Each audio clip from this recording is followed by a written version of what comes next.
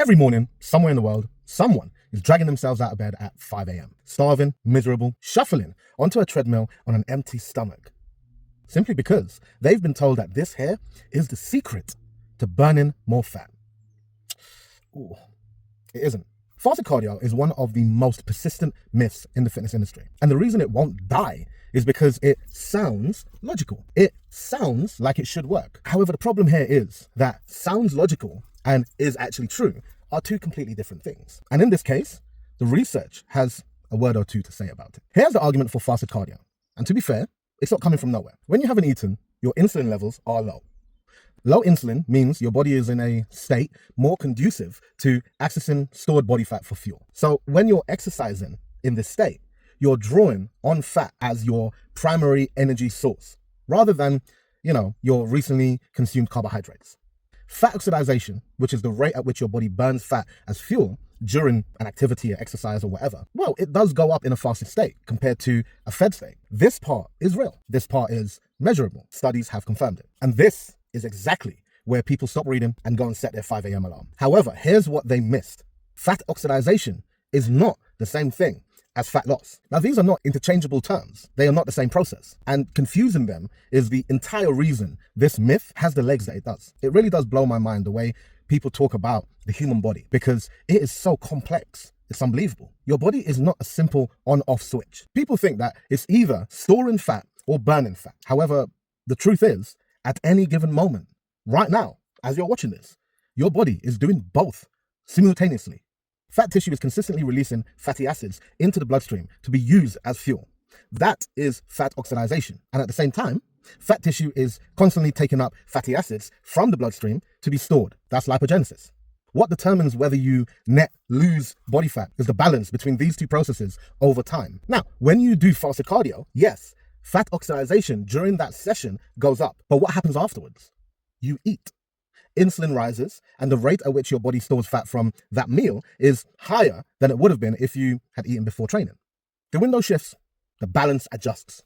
The total net effect over 24 hours, essentially the same. This isn't speculation. In 2014, Brad Schofield and colleagues published a study in the Journal of International Society of Sports Nutrition specifically designed to test this. They took women and assigned them to either fasted or fed cardio under controlled conditions with matched calorie intakes. After 4 weeks, they saw no significant difference in fat loss between the two groups. None. Your body is extraordinarily good at maintaining balance over a full day. You don't need to trick it with some timing strategy. End of the day, the total energy equation doesn't give a rat's ass what time you ate relative to your gym session or your run or whatever it might be. Now, here's where it gets worse, because fasted cardio doesn't just fail to deliver its promise. For a lot of people, it's actively working against them. When you train in a fasted state, particularly at moderate to high intensities, your body turns to muscle protein as an additional fuel source. Now, this is not ideal if building or preserving muscle is any part of your goal. Your body will break down muscle tissue for amino acids and utilize that as energy. This is a process called gluconeogenesis, and it happens at a higher rate than it would if you had protein before training. So you're not just failing to burn extra fat, you may be sacrificing muscle mass to do it. And then there's the performance issue. Training fasted typically means training with less energy, less focus, and a lower output. You hit the session with less in the tank. And since the total work you put in, the volume, the intensity, is directly tied to the training stimulus, and therefore the caloric burn, turning up half charged is basically a trade-off that doesn't really work in your favor. The person who eats before training trains harder, burns more calories during the session, and recovers better. They're winning on every metric except the one that doesn't actually matter, which is fat oxidation rate during those training sessions. So why has this myth been around, and why does anyone think it actually works? Because for some people, it actually does produce some kind of result, and that's worth addressing. If you're doing fasted cardio first thing in the morning and you're losing fat, who am I to wag my finger? But as I've mentioned in this video, it's not because of the fasted state. It's because you've created a consistent habit that puts you in some sort of a caloric deficit. You're moving more. You're possibly eating less because you've structured your day in a particular way. The deficit is what's doing the work. The fasting is incidental. And some people also combine fasted cardio with intermittent fasting, and that can create a genuine caloric reduction. Not because of fat oxidation, but because the eating window is smaller and the overall intake drops yet again. End of the day, the result is real. However, the mechanism people attribute the results to is wrong.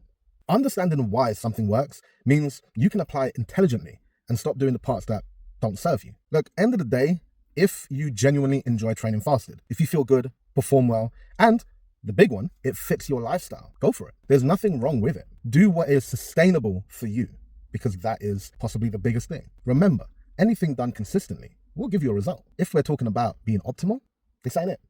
But if you're getting results, and again, it's something you can be consistent with, go for it. But if you are someone who is torturing yourself out of bed at an ungodly hour, training hungry, feeling like absolute dog shit, and you're doing it because you think it's scientifically superior for fat loss, stop. It isn't. The research is clear. Total caloric deficit over time is what drives fat loss, not when you ate relative to your cardio session. Train in the way that lets you perform, recover, and importantly, stay consistent. Remember, that's what moves the needle. Everything else is just mythology.